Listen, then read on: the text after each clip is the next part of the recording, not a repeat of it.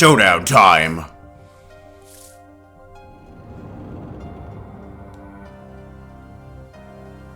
You lose. Ah! Eee!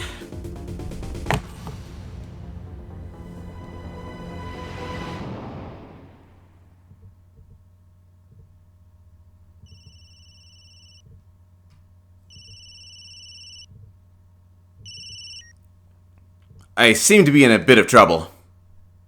Something like that. Dead. Someone hit him. Hard. Me? Please. The cops should be here any minute. I'm in your hands. Should it come to that.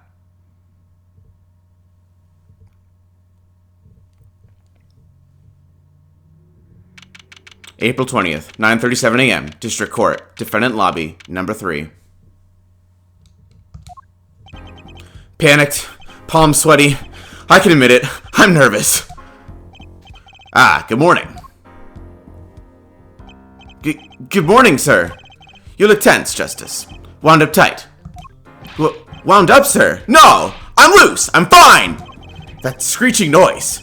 Is that your voice? I suppose it's to be expected. Your first trial, it's a homicide. I guess justice doesn't start small, eh? I'm fine! I got up at 5 a.m. to do my Cords of Steel voice workout. I'm fine!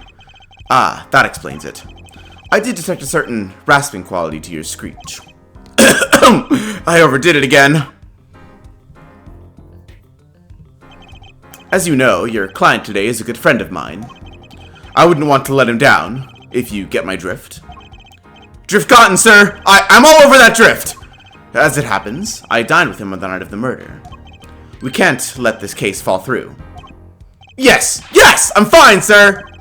One more thing. Don't say you're fine quite so much.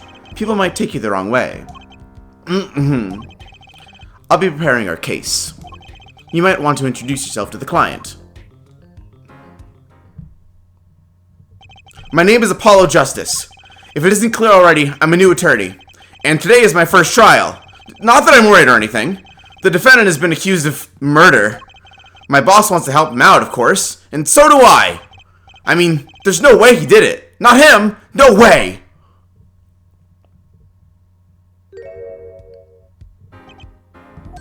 Whoa. Good, morning. Morning. It's all up to you today. First trial, nervous. Meeting him, cardiac arrest. I think I'm supposed to say something. Help? So, you're fine. I'm fine. Ah, Mr. Fine, is it? I did remember you having an odd name. Well, we're off to a great start. Are you sure you're okay? I mean, with me? Mr. Gavin is a top-notch defense attorney, and he's your friend, so why? You'll see. You can do it. Be confident. I'm really sorry this happened to you. I mean, it's time, shall we? Yes, sir! Okay, I need to focus. First trial, here comes justice. April 20th, 10 o'clock a.m. District Court, courtroom number 2. The court is now in session. The prosecution is ready, Your Honor! The defense is, fine. I mean, ready, Your Honor. Mind going blank. Don't panic. Too late. Your name was Mr. Justice? And this is your first trial? Yes, Your Honor. But I'm fine, really. Are you quite sure? Your voice sounds a bit strained. Mr. Gavin? Yes, Your Honor. I was under the impression that you would be heading up this case. That was my intention, yes. However, a defense attorney must always see to his client's wishes. And my client specifically requested Mr. Justice. Well, of course he wants justice. But to entrust his case to this greenhorn, why? I do not exaggerate when I say that you're the best attorney in town, Mr. Gavin. Okay, so Gavin's got trial experience, fine, but does he have cords of steel? Then let's begin. The defendant may enter the courtroom.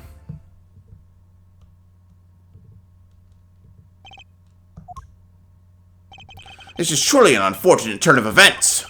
I'm sorry we had to meet again under these circumstances. Long time no see, Mr. Wright. Let's put the past behind us, shall we? These days, I'm merely Phoenix Wright, piano player. Mr. Wright, how could this have happened? I won't speak of it further, then. If the prosecution will be so kind as to explain the charges. Mr. Payne? To think! I saw you enter this room a fresh attorney, and now we'll see you leave in chains. Ah, Winston Payne. Subtle as ever, I see. Ahem. The crime occurred at the Borscht Bowl Club, a Russian restaurant. The defendant, Phoenix Wright, took the victim, a customer, and he hit him, wham, on the head, smack, killed him cold. A customer at the restaurant, you say? And the defendant, you say he was the pianist for the club, it seems? Phoenix Wright, a pianist? This is the weapon that took the victim's life, a bottle of grape juice. Grape juice is apparently our defendant's drink of choice. The court accepts the deadly bottle as evidence. Something to note, Justice. All evidence is filed in the court record. Make a practice of checking it frequently. The court record? Right! I've heard of that! Use R to look at the evidence so far. I'm confident in your ability to handle this. Right, just use R. Sounds like it's time for some hands-on action. So, the victim was a customer at this restaurant. But just who was this, Shoddy Smith fellow? We believe he was a traveler, Your Honor. Traveler? According to his passport, he had been out of the country for a number of years. He had only returned to this country recently, though his place of residence is unclear. And he had some sort of connection with the defendant? That too is unclear at present, Your Honor. We believe they first met at the Borscht Bowl Club at the night of the crime. If they had only just met, then why murder? Perhaps the victim slighted the defendant's piano playing. That doesn't appear to have been the case. No, the motive had nothing to do with the defendant's lack of playing skill. At least not piano playing. I'll let this photo explain what I mean. As you can see, a game of poker was in progress at the scene of the crime. Wait a second. Isn't poker gambling? That's a crime in and of itself. Indeed, it appears the defendant has fallen to become the basest sort of criminal. Is it true that the defendant was engaged in a game of poker with the victim? Yet it was only that, a game in the purest sense. A competition, Your Honor. Competition? Yes, a test of wits, a silent clash of passions. Only the cards, their backs wreathed in blue flame, know its final outcome. Come again? The cards on the table have blue backs, Your Honor. I believe the defense was waxing poetic in an attempt to mystify those present and impress women. That will be our first order of business here, then. To find out more about this fatal game of cards. Very well, defendant. You will testify to the court about the poker competition held the night of the crime. My pleasure. This is it. My first trial. Here goes nothing.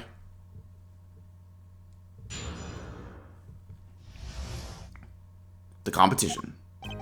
I'm a pianist by trade, yet I can hardly play at all. My real job is to take on interested customers over at the poker table. The room where we play and the competition in there are the club's main attractions. The rules are simple. We play a game of poker using 2 decks of cards. That's all it is, a game. And our customers are happy. A pianist who can't play piano? Better than a defense attorney who can't defend! Very well. The defense may begin the cross-examination. Right, Your Honor. My first cross-examination. Don't blow it! Are you alright? You're sweating bullets. Bullets? Where? It's a figure of speech, Justice. Your voice sounds strained and raspy, too. My brain feels strained and raspy, sir. You've watched me perform cross-examinations many times. Though you've never done one yourself, have you? Care for a refresher? What to do? Should I ask Mr. Gavin for a refresher course in cross-examination? No need for help here, sir. I think I've got this one covered. I think you'd better do more than think. You know it or you do not. I'm fine! The cords of steel are ready for battle! My weapons, press and present. Find any inconsistencies, any lies in the testimony, and reveal them to the court. That is cross-examination. Learn it, know it, do it. Inconsistencies? Lies? Phoenix Wright? As if! Phoenix Wright would never lie, and it's up to me to prove it! The defense may begin the cross-examination.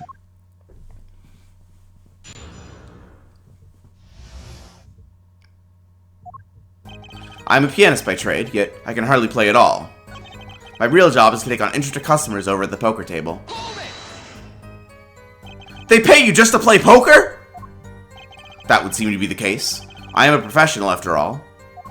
Ah! Do I take pride in that statement? It's just hard for an honest, hard-working member from society like me to imagine. Yes. Your imagination was always a bit limited, Winston. What?! I've played poker for 7 years in that little room. And I've never lost once. What? You see why the customers come now? Defeat the undefeated poker champion. It's quite a draw. That is, I'm quite a draw. Wait! You've never lost once? Not even one time! As I said, I'm a professional. He's played poker for 7 years and not lost once. Is that even possible? The room where you play and the competition in there are the club's main attractions. The room in the crime scene photo is an attraction? It has quite a history, actually. The Borscht Bowl Club used to be a gathering spot for black market types back in the day. But black market? All in the past. Things like the black market are only on the silver screen nowadays. Suffice it to say that there were a lot of deals being made under the table. Right there in that room. A smoky room, gambling hoods. You know, just looking at this picture makes me feel bad. The bosses gather around the table, cutting deals safe from the eyes of the law. Meanwhile, the goon keeps watch through the small window. I can practically picture it now. That window does look like it would be good for keeping a lookout, but little else. The room had a few other tricks to it, though it was common knowledge to our regulars. At any rate, they come to play poker in a room steeped in history. Despite the dark past, it was all just good, clean fun. The rules are simple. We play a game of poker using the 2 decks of cards. 2 decks of cards? A simple measure to prevent cheating. If you alternate 2 decks, no one can slip in cards. There's something else I noticed. In addition to the cards on the table, there are some lying scattered on the floor. Precisely. Cards on the table, cards upon the floor. Each one forming a complete deck. A crime scene painted blue by a sad sweep of cards. It's poetic, really. Incidentally, we use 2 types of cards at the club. One deck of cards is red, the other blue. As I recall, in poker you make 5-card hands. I can see how it would be easy to cheat. Heh. Yes, a game of hands.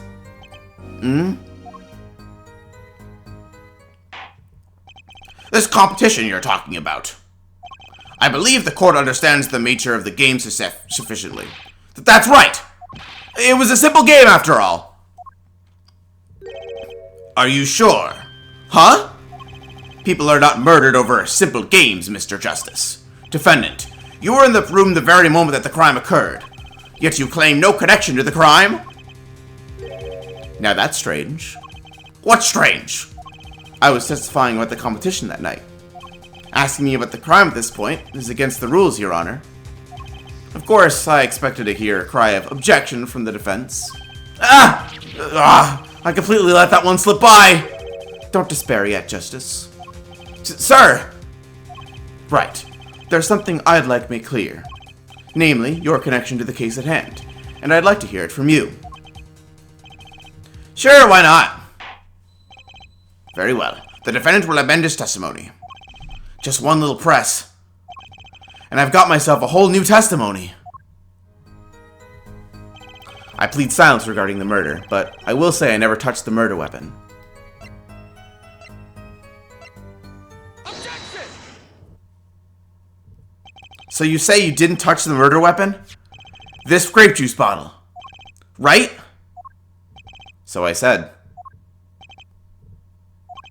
Something the matter, Mr. Justice? Too bad our new defense attorney never learned how to play dumb. What's this, Mr. Payne? I examined the bottle in question, you see. And it was covered with the defendant's fingerprints. Objection! No need to shout, Mr. Justice. I can hear you just fine. Excess yelling can damage the ears and our case. But what about my cords of steel? Anyway, what's so strange about fingerprints in a bottle in a restaurant? Well, that's true.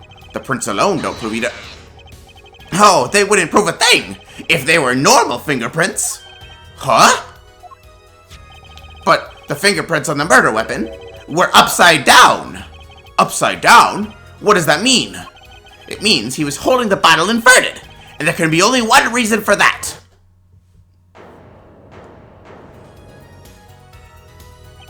Yes. To bring someone with the bottle. Ah! Mr. Gavin, I think things just took a turn for the worse. Oh? I see no problem, Justice. Huh? The only thing that matters is the truth. There's a good reason for everything. You'll see. Defendant, can you explain your fingerprints on this bottle to the court? I stand by my plea of silence regarding the murder. For now. Not very cooperative, are you? This could hurt your case. I'm sure he's uncooperative because he's hiding something. There must be some reason. Your Honor, you seem to have forgotten something. And what might that be, Mr. Gavin? On the night of the crime, who was it who reported the murder to the police? Reported? Well, that was the defendant, Mr. Wright. But still, that... Really? Yes, well, according to the case file, the murder was reported from near the scene by a call from the defendant's cell phone. Near the scene? Let's take a look at a diagram of the murder scene, shall we? The victim was murdered in a small room in a basement, 2 floors down from ground level. Of course, cell phones can't get reception so far down. The defendant used the stairs in this hallway to go above ground. The call came from the first floor of the restaurant. I see. And this is the phone that made the call. The defendant could have just fled the scene of the crime if he so chose. Yet, he fulfilled his duty as a citizen and reported it to the authorities. And you claim he is being uncooperative? Ah! Nice save, Mr. Gavin. I'd better not waste this. I think the prosecution has toyed with our client enough for the time being. Toyed? I assure you, no one is more serious about... What was it you said? The defendant was in the room the very moment that the crime occurred? How can you possibly know this? That's a good question. How indeed? The answer is simple, Your Honor. The prosecution has a decisive witness. Hey. You're as good as they say you are. So someone else was in the room the night of the crime. That must mean they witnessed the crime. Everything up till now has been a warm-up, Justice. Are you ready? Very well. The prosecution may call its first witness to the stand.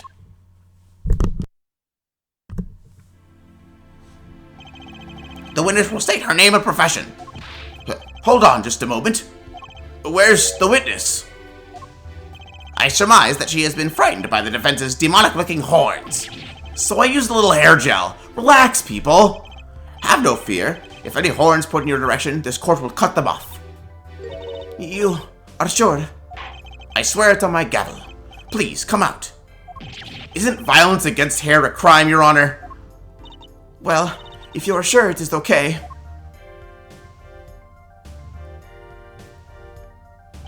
Ahem. Now, the prosecution.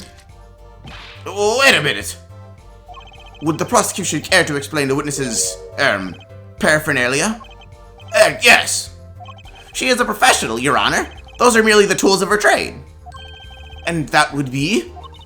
My name is Olga Orly. I am employed as waitress in Borscht Sport Club restaurant. Then, why the camera? Of course, it is my pride to serve borscht at his main naming restaurant, but I also perform, how it is said, other service. I take it one of these other services is taking the customer's pictures. Like for example, this one. That's the defendant. Indeed, on the night of the murder. Man in white hat is the one who has gone kaput. Indeed, that is the victim. Order. This is quite a piece of evidence to casually drop into our laps. It's the same way as I drop cold boards of boards on laps of customers. Casually. Then the court would casually accept this new evidence. Now, witness, where were you at the time of the murder? I was in room. The hideout, we call it. Excuse me? The hideout? It is the room where famous gangster bad guy was arrested. It's the room where murder took place. What? Your look of utter surprise. It is lovely.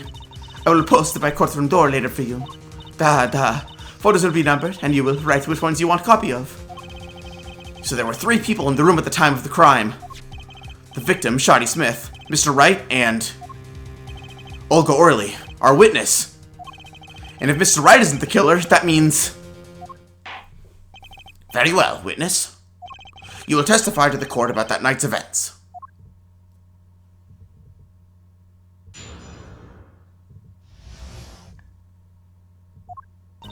That night, customer asked me to deal cards for game. It was cold. Both players played with hats on. The victim, he plays whole time with his hand unblocked at his neck. Then, last hand is done, but something terrible has happened. That man flew at the victim and is strangling him to death. Incidentally, who won the game? Isn't it obvious? The winner was the victim, Mr. Smith. Objection! That's ridiculous.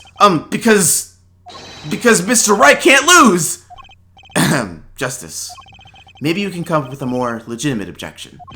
But he hadn't lost in 7 years. Take it from me, kid. It happens.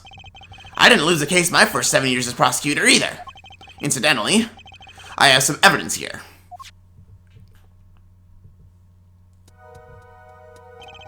These are the poker chips as they lay the very moment of the crime.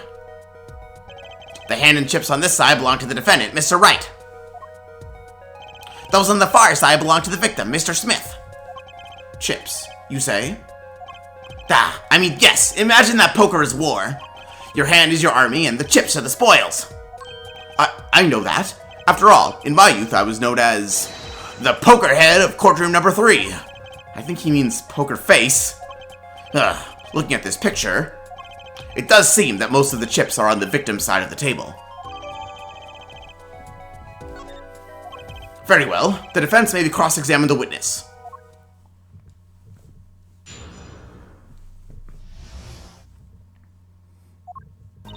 That night, customer asked me to deal cards for game. It was cold. Both players played with hats on. The victim, he plays whole time with his hand unlocked at his neck. Then, last hand is done, but something terrible has happened. That man flew at victim and strangled him to death. Objection! Oh, really? Strangled, you say? That's odd. Normal customers only choke on borscht. No, I mean, this report shows that the victim died of a blow to the head. Miss Orley, really now, did you witness the crime? Hey!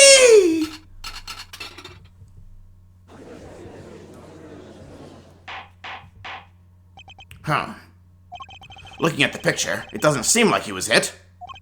He's still wearing his hat and everything. Yet, it is a fact that he was hit, Your Honor. Here's a photo we took of the victim with his hat off during our investigation. Well, that's quite shocking, isn't it? This head certainly was hit. But, I have seen it happen. The defendant, he lunged at victim, his neck. Oh, really, Miss Orley? I think I've caught you in your own lie this time. Justice. I admire your enthusiasm, but perhaps you should think this through once more. What do you mean? I found a contradiction. There's one thing in her testimony that troubles me. Very well. It seems we should continue the cross-examination. There's such a thing as thinking too much. This horse is dead. Let's stop beating it. There's such a thing as thinking aloud too much, too. That night, customer asked me to deal cards for game. It was cold. Both players play with hats on. The victim, he plays whole time with his hand unlocked at his neck.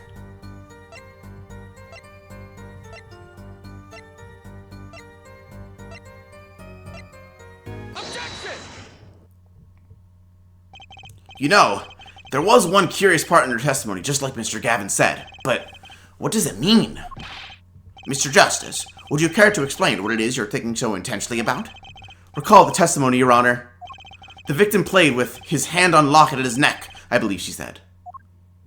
I hope you aren't about to raise an objection to the witness's grammar. No, but look at this photograph. Do you see a locket on the victim's neck? Well done, Justice. I'm impressed. I knew you'd be able to handle this. But what does it mean?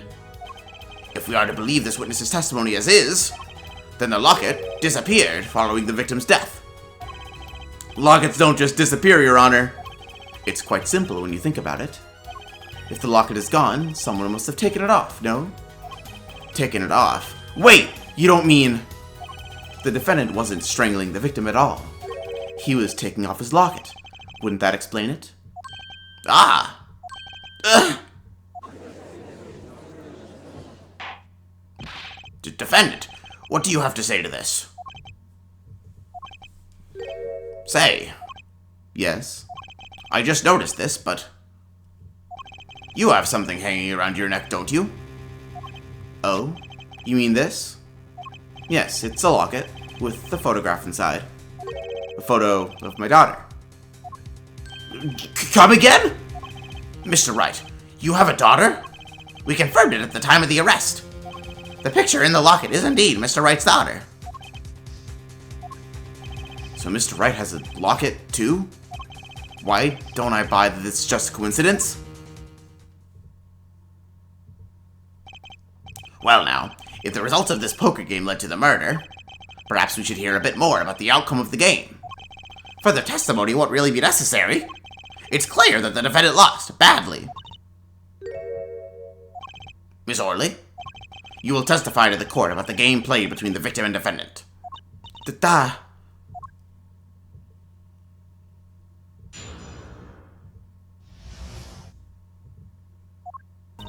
The game began with 3,500 pointed chips for each man. House chips come in two sizes, small and large.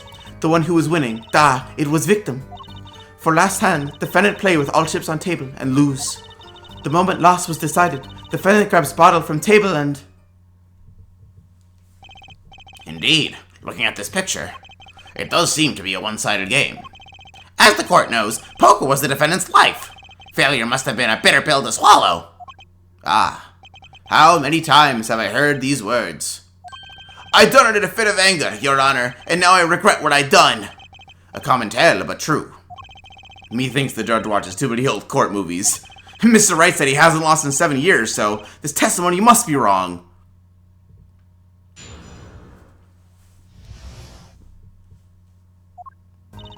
The game began with 3,500 pointed chips for each man. House chips come in two sizes, small and large.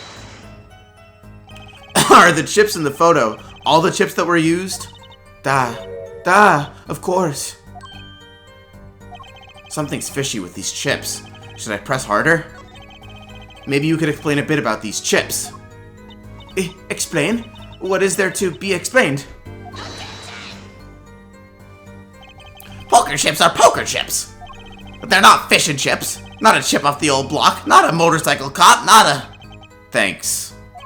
Now that I've pressed her, I'd better ask something. What are these chips worth? Are they in dollars or rubles even? Yet, as I have been saying before, it was game, not gambling. Hard perhaps for capitalists to understand. Two types of chip, 100-point chip and 1,000-point chip. It is not money, Justice. Sir, don't you find their comment interesting? In more ways than one, sir.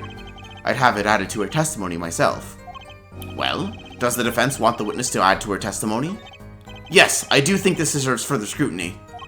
Added to the testimony. I wish I knew where I was going with this. Very well. Witness, if you would be so kind. Your Honor. One kind of chip is worth 100 points, other kind is worth 1,000. 2 kinds in all. The game began with 3,500 pointed chips for each man.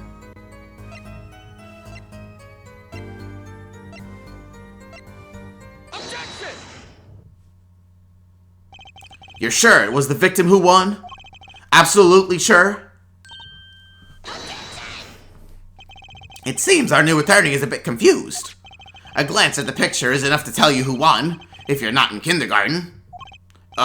Just for safety's sake, could you explain the problem to the court? Of course, Your Honor. In this photo, I see small chips and I see large chips. Tell me, which were worth 1,000 points? Why, the big ones, of course. Duh! Oh, I thought so too. But then the totals don't add up. The totals? Let's review what the witness told us. Each man started with 300 points in chips, and the combined total value of the chips was 7,000 points. Yes, if my calculations are correct. Let's see. 3 plus 1, carry the 5. They are, Your Honor. Now, look at this photo that allegedly shows all the chips. If the big chips are worth 1,000 points and the small chips are worth 100, and you add them up, how much is it? Do it yourself. You aren't in kindergarten, are you? 10,600 points. The chips don't add up. This clearly contradicts the witness's testimony. But why? How could this be? Exactly, Justice. Now that you know the what, you must determine the why. Right. There's only one possible way to explain this contradiction. Each man began the game with 3,500 points. If all the chips are indeed shown in this photograph, then there can be only one answer. Well, what is it? The value of the chips was the other way around. What? Want to know what I think? The small chips were worth 1,000 points, not the big ones. Madness! Utter madness! Show me that photograph of the chips again. There are 6 small chips and 10 large chips. Why, that does make 7,000 points when you add them up. Excellent work, Justice. It's almost as though you figured it out by yourself. Well, I'm just glad I was the one who said it. But wait! The value of the chips may be different, but that changes nothing! Indeed, the victim did have the larger number of chips still. Ah! Exactly. If the small chips are 1,000 points and the large chips are 100, let's do a little math. Add up the points for each side of the table. The victim, Mr. Smith, had 2,900 points, and the defendant had 4,100 points. Well now, it seems that Mr. Wright was winning that night after all. That's impossible! My client had even less reason to kill the victim. After all, he was winning! Yar!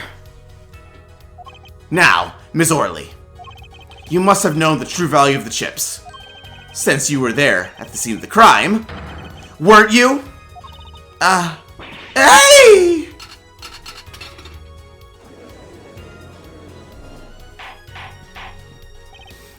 Order! It appears our defendant has lost his motive, and Mr. Wright's supposed defeat never happened. We must now ask ourselves whether we can trust the witness's testimony. Excuse me? What is it, Miss Orley? I did not want to be saying this, but actually, you see, See what, Miss Orley? What do we see? In the last hand, there was cheat. Cheat? You don't mean a trick? Wait, or do you mean a scam? They're all the same thing. Yes, there was cheat in last hand. That is why game ends with chips as they are. Great, just great. First we have lying, now cheating. Well, this case certainly has taken a turn for the interesting. Witness, you will please testify to the court. Tell us about this cheating in the final hand.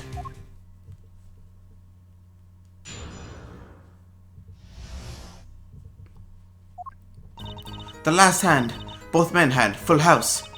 There is 4 of each card in deck, from ace to king. If you look at both men's hands, cheat is more obvious. The next moment, game becomes argument. The defendant's trick was exposed. He took bottle in his hand. Poor Mr. Smith. Miss Orley, why did you not tell the court about this from the very beginning? I thought I smelled a cover-up here. Well, folks, it's time to throw back the covers. A full house is a very high-scoring hand. Not easy to make, in my experience. That alone is enough to suspect less than scrupulous tactics. Mr. Gavin? What's a full house? Lawyers these days. You don't know your poker? I can't say this bodes well for your case, or career. What is this, some kind of secret court poker ring? Justice. You know the terms one pair, two pair, and three of a kind, yes? Yeah, no problem. 2 cards with the same number makes a pair, and 3 makes a three of a kind. Good. Now, picture a hand with 1 pair and 1 three of a kind. That's a full house. That doesn't sound very easy to make, does it? You can see each player's hand in this photo. Wow, they both have full houses. We forget there's an easy way to make a full house and go undefeated for 7 years. You cheat. The defense may cross-examine the witness. If he did cheat in the last hand, that still leaves one important question. Mr. Wright lost that hand. Who's ever heard of a professional con man losing when they cheat?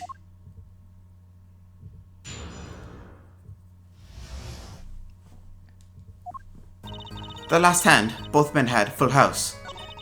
There is 4 of each card in deck, from ace to king. If you look at both men's hands, cheat is more obvious. How is it clear? Well, the defendant. He played a 5th ace.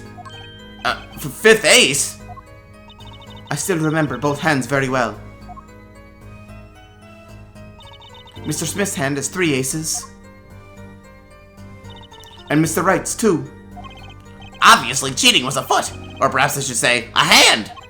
Your Honor, perhaps this could be added to the testimony, without Mr. Payne's joke. Very well. The witness will add this detail to her testimony, please. Mr. Smith's hand has 3 aces, and Mr. Wright's 2. It is 5 aces in all.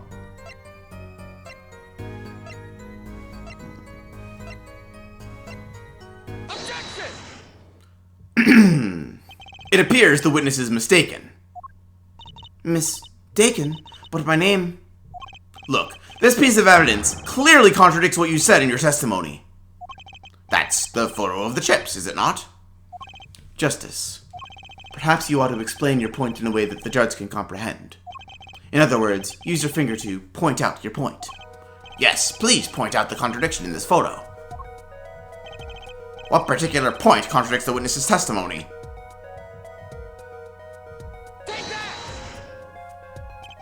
Ms. Orley, in your testimony, you made the following claim. Mr. Smith's hand has 3 aces. But as you can clearly see, the victim's hand only held 2 aces. Hey! Well, maybe the witness was simply confused. Perhaps it was the defendant's hand that held the 3rd ace in question. Objection! Take another look at the evidence. As you can see, the defendant also had 2 aces in his hand. Where's this 5th ace? I see cheating all right, and it's going on right here in this courtroom. 2 aces in each player's hand does make 4 aces total. Hardly proof of cheating. Wait, please. It is true. I have seen it, the 5th ace. There was cheating, I swear to you. That's odd. She must be lying, yet she's the most sincere I've seen her all day. You're right to trust your instincts. Mr. Gavin? Who knows what lies in store for us in the trial ahead? Your Honor, if I may, I have a suggestion. What might that be, Mr. Gavin?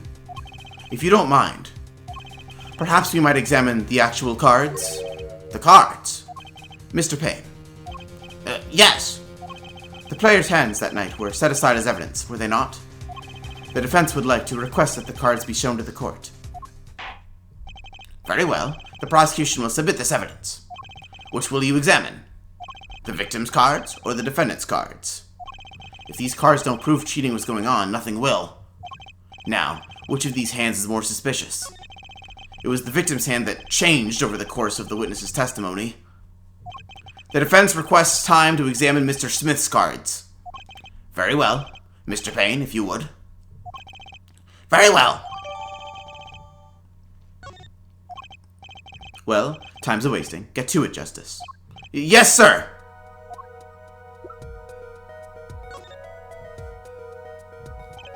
When examining evidence, be sure to view it from all sides and angles. Try using the buttons to turn every which way, and X and Y to zoom in and out. That should give you a better perspective on the case. Okay, let's do this!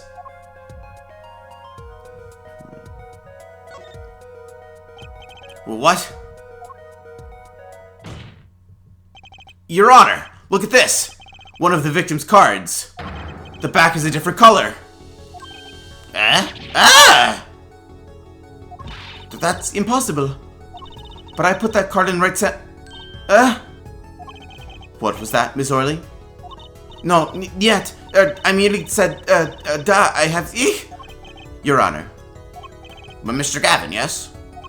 Tell me, what is the easiest way to cheat at poker? To cheat? I'll tell you.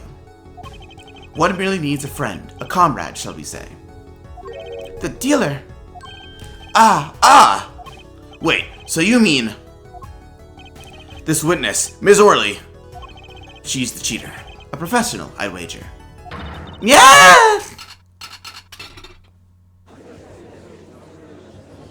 Order, order! Focus, Justice. Time to take advantage of her. Of her mistake. Your Honor, please recall the testimony we just heard. That's impossible. But I put that card in right hand. Ergo, Miss Olga Orley conspired to cheat, not with my client, but with the victim, Mr. Shoddy Smith! Oh! Not only did she cheat, she cheated poorly. Therefore, it's not hard to imagine an altercation between her and the victim. What? Wait, you don't mean... The defense isn't accusing the witness, Miss Olga Orley, are you? Time for justice. There were 3 people in the room at the time of the incident. And if Mr. Wright isn't guilty, that means... I am! The defense accuses the witness, Miss Olga Orley, of murder!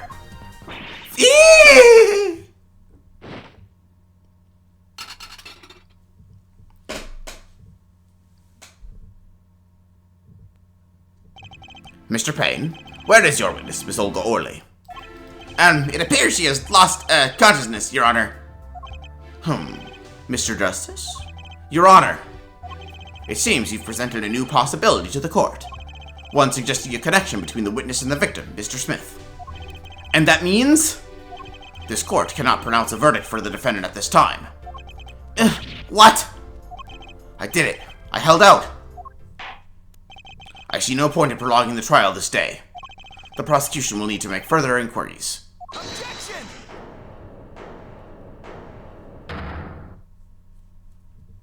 Mr. Wright! You can't end the trial here, Your Honor. Not yet. What nonsense is the defendant spewing now? Think. One of the cards had a different colored back.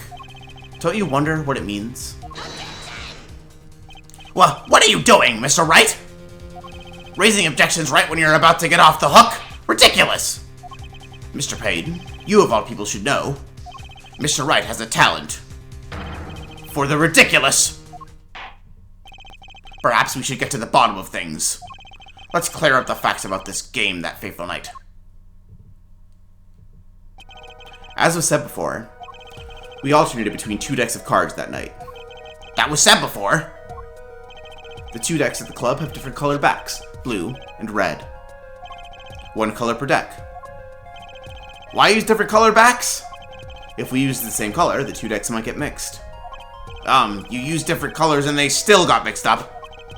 We used the red deck for the last game. I see, but that's odd. For some reason, I have this impression that you were using the blue cards. Yeah, me too. I'm sure someone said something about blue cards. Whatever. In the end, 1 card of the wrong color got into the mix, which means there was cheating. Yes, a card slipped into the deck would seem to indicate cheating. Yet, this card raises 2 serious questions. Apollo? Yes? Let's consider the first question, shall we? Think. In the last game, when was the card swapped? When? There are 3 broad possibilities here. It could have been swapped before the murder, during the murder, or after the murder. Well, yeah. Thanks for the news bulletin, Mr. Wright. Of course it was swapped. Oh? It might be as simple as you think, Mr. Payne, or it might not be. I'd like to hear what Apollo thinks first. When do you think the cards were swapped? When was the card swapped into the deck?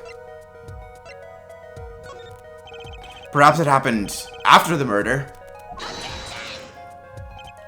What's that? Ridiculous! What's the point of cheating after the hands have been shown? That's silly! Objection! Yes, but tell me, how do you swap cards during the game? I'll take silly over impossible.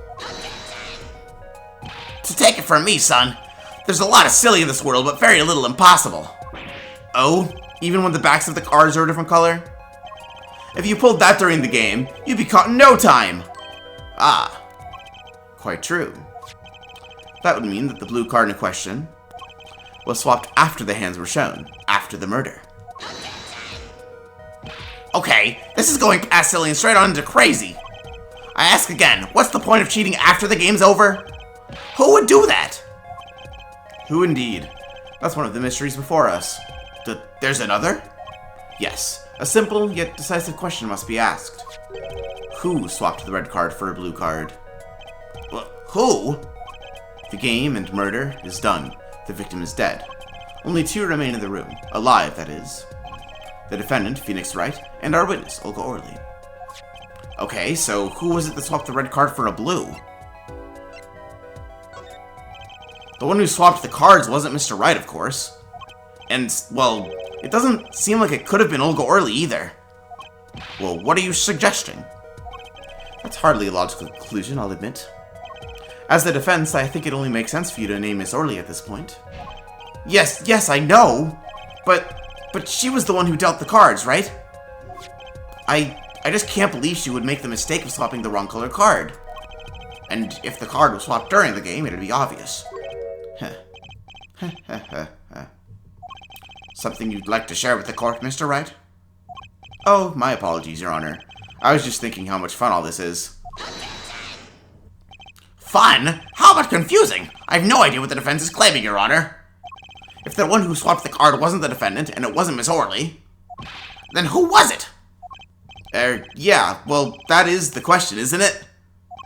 Precisely. Huh? I believe we're about to see this case take a new direction. A new direction? We'll find that, indeed, after the murder, someone swapped one of the cards in the victim's hand. And that someone made two critical mistakes. I'm sure you're going to tell us that the first was swapping the wrong color card, because the one who did the swap didn't know two colors of cards were being used. The other mistake was the number on the card. Right. The person replaced the fifth ace with a king. I'm sure whoever swapped it wasn't expecting there to be a fifth ace after all. All they knew was that the game had been won with a full house. So they picked up a king from the table and swapped it in. But there's one problem. According to our case record, this person doesn't exist. True, not until now, but you have to admit the possibility of a fourth person. Though it's more than a possibility. There was someone else there that night at the scene of the crime. What? I believe the judge spoke truthfully earlier. You do make trials ridiculous, Mr. Wright. This trial has proceeded on one central assumption. Namely, that at the time of the incident, there were only 3 people in that room. I believe this new evidence, shall we say, overturns that assumption. The problem is that you chose to conceal this information from the court. I suppose that is a problem, yes. Court is adjourned for a brief recess. Mr. Gavin, I'll see you in my chambers during this process. Certainly, Your Honor. Very well. The trial will resume in 20 minutes.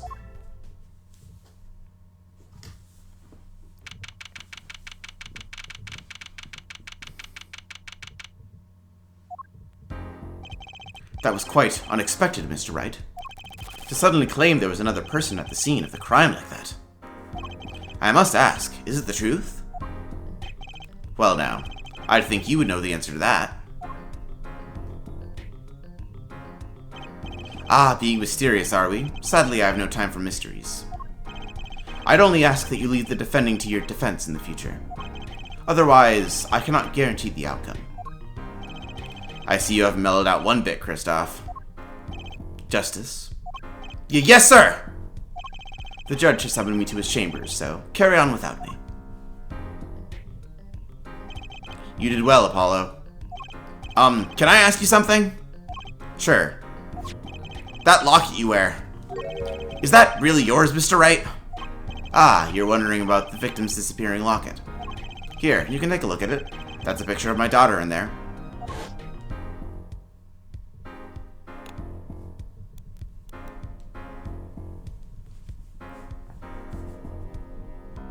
I'm just surprised to hear you had a daughter.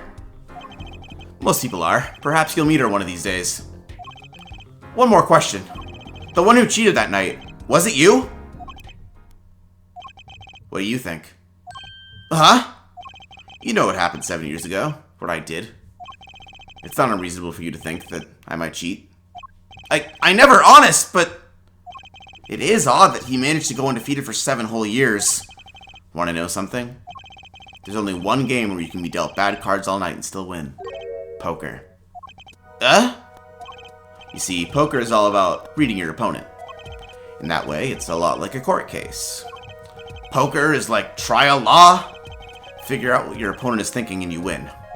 Well, yeah, but that's harder than it sounds. I think not. Try as they might to conceal it, everyone reveals their true thoughts in the end. Their body language can become a valuable source of information. You're kidding! That witness, for instance, Miss Orley. She would touch the back of her neck during certain parts of her testimony. Did you notice? No. Come on, who noticed that? Words, habits, switches. It's all information for the reading. That's the secret to winning, after all. Someone taught me, and now I pass the secret on to you. But I'm not worthy. I mean, there's no way I'll pick up on these signals. No, you can do it. Huh? You just don't know it yet.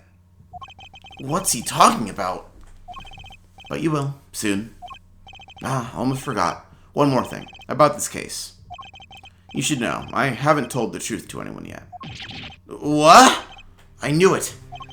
I have my reasons, of course. All shall be revealed. And Apollo, I need you to be there, defending me. I need your power. My, power? I had no idea of my cords of steel were that special. It's time. The real trial begins now. Do your best.